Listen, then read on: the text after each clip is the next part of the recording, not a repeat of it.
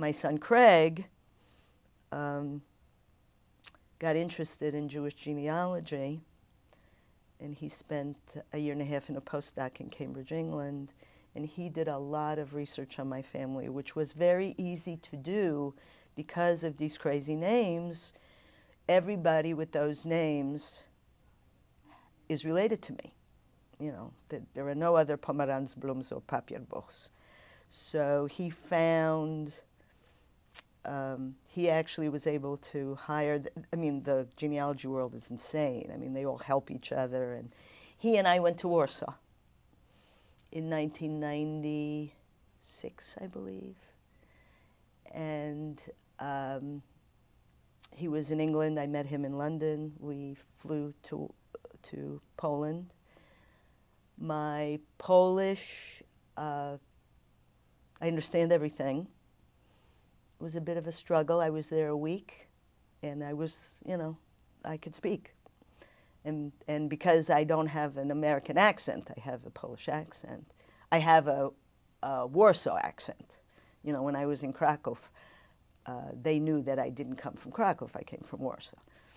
But, so we were able to go to the streets where my parents lived. Everything, of course, was demolished.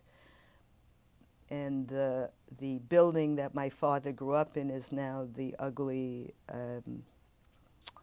Stalin memorial. And they moved the building, you know, up the road. So, but the building he was born in was still standing. It still has the shots from the, you know, in the brick. And the most significant part of that trip was I went to the library. Oh, we had a guide who loved me because I could speak Polish.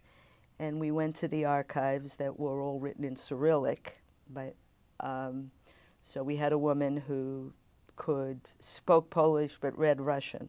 So she would read the Polish to me, and I would translate in English to my son, and he would write it down.